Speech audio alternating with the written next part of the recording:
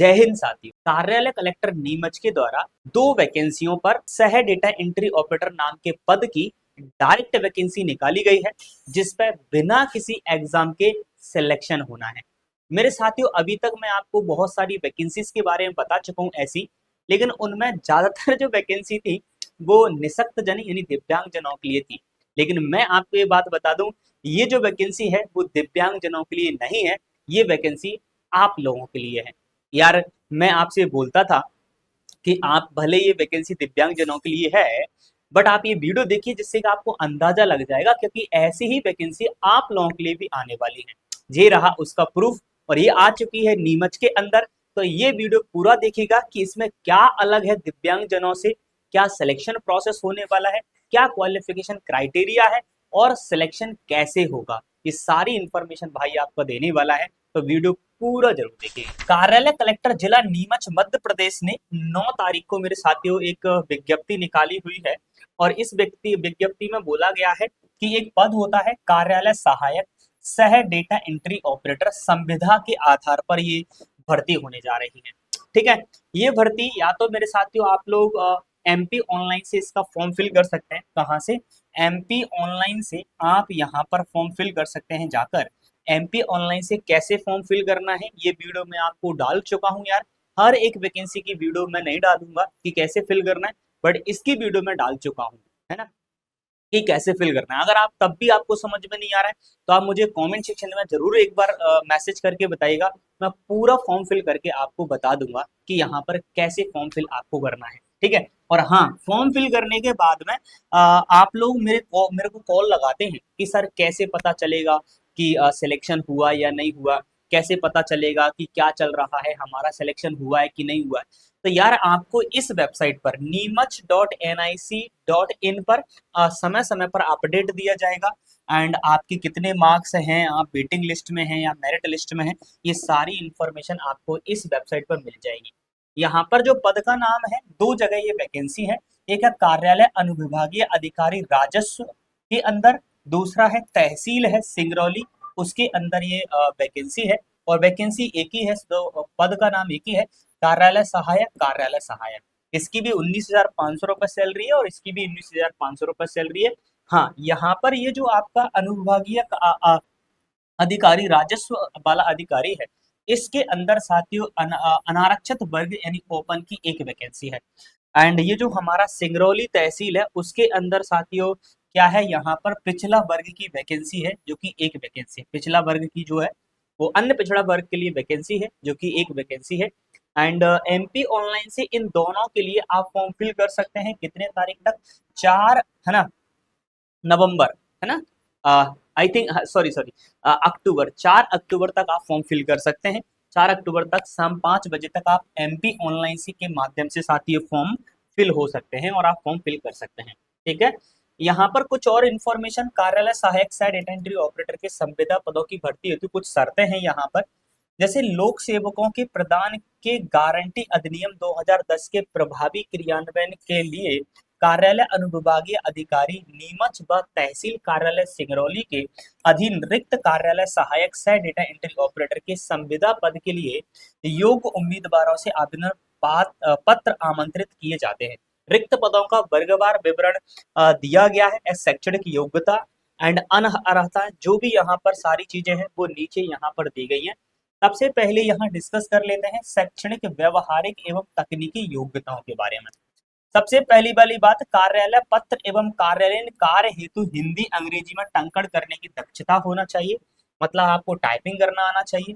दूसरा, data feeding के कार्य की जानकारी आपको होना चाहिए। तीसरा, दस्तावेजों की स्कैनिंग करना आपको आना चाहिए।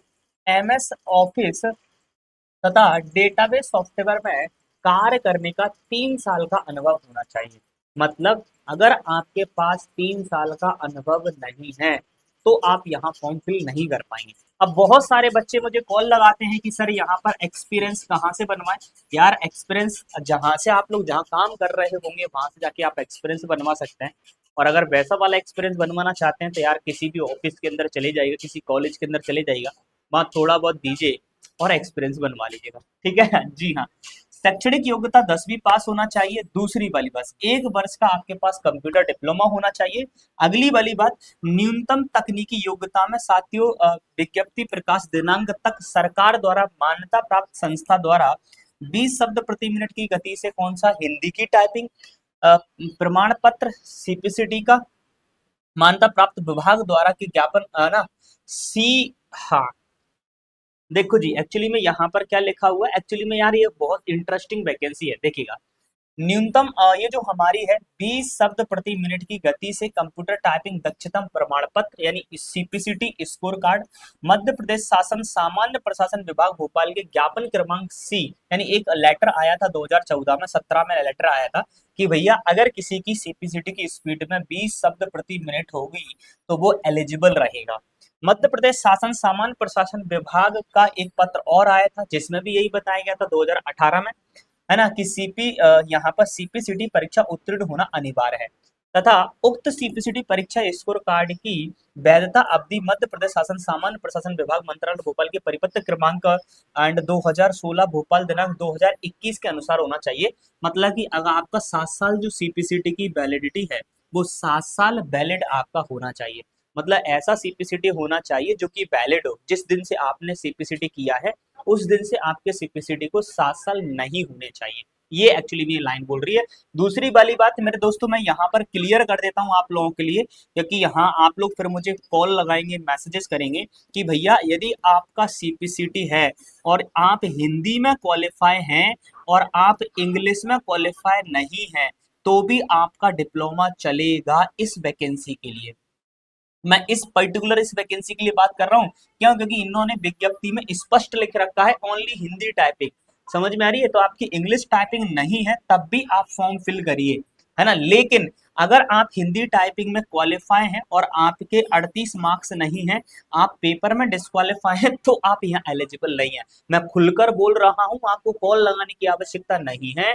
अगर आप हिंदी में क्वालिफाई हैं, इंग्लिश में क्वालिफाई नहीं है और आप कंप्यूटर में क्वालिफाई है तो आप फॉर्म फिल करिए। आप हिंदी में क्वालिफाई हैं और कंप्यूटर में क्वालिफाई नहीं है तो आप फॉर्म फिल मत करिए, है ना जी। और एक्सपीरियंस सर्टिफिकेट तो आपको बनवाना ही पड़ेगा। आयु की सीमा साथियों 18 से 45 वर्ष है, 5 वर्ष की छूट होगी। एंड चयन प्रक्रिया का यहाँ पर लिखा हुआ है एमपी ऑनलाइन के माध्यम से की जाएगी। आवेदन 20/9/2024 से मेरे साथियों कब तक? 20/9/2024 4/10/2024 के शाम 5 बजे तक है। अंतिम तिथि के पश्चात आवेदन स्वीकार नहीं किए जाएंगे।